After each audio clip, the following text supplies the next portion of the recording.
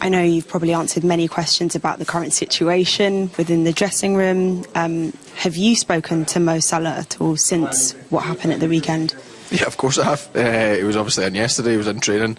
Obviously the decision was made for him not to travel. But yeah, look, a lot's been said about it. Externally, obviously internally, of course it has. Yes. But yeah, look, it's a situation that now needs to be resolved between Mo and the club. And I think you've seen how together the changing room is tonight in terms of the result we had. And Mo's a fantastic player. He signed the same window as me.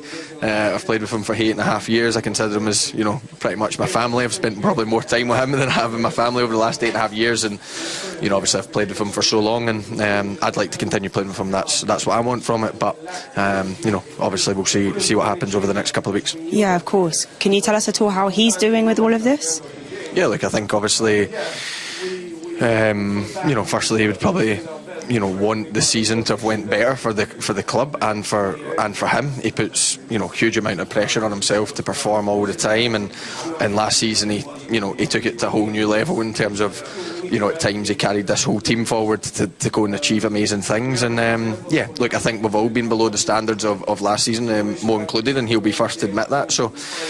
And then obviously he finds himself out of the team, which is probably a bit of a unique situation for him. So look, it's obviously something that he's not used to experiencing, but he was positive yesterday in terms of wishing us all well, sending us on our way, and I'm sure he would have liked to have been involved, but the support for the lads was still there, and as a teammate, that's all you can ask.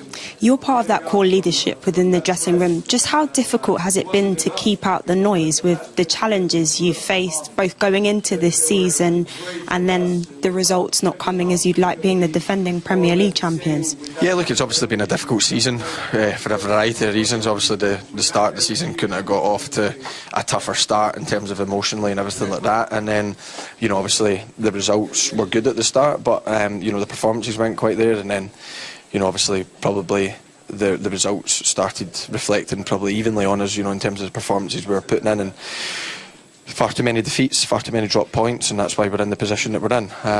But the people that have been here for so long know that there's always outside noise around Liverpool. It's one of the biggest clubs in the world. Even when you're winning games and you go and get beat one, all of a sudden you're not a good team anymore, and that's what social media and everything does. So I think in terms of the leadership group, we've helped the kind of new lads, the younger lads, to not read too much, not look at too much, not read interviews and things like that, and it's just about blocking it out, because in the changing room we're a really positive group. We try and stay as positive as we can, and we're also a determined group, and it's important, as long as we stay in our bubble and we stay together, that like I think you've seen tonight, then we believe that we'll turn the bad performances into better ones. Into better ones. Just a word on your manager. He's also in a unique situation with all of this. A lot of pressure on his shoulders going into today. How do you feel he's handled it all?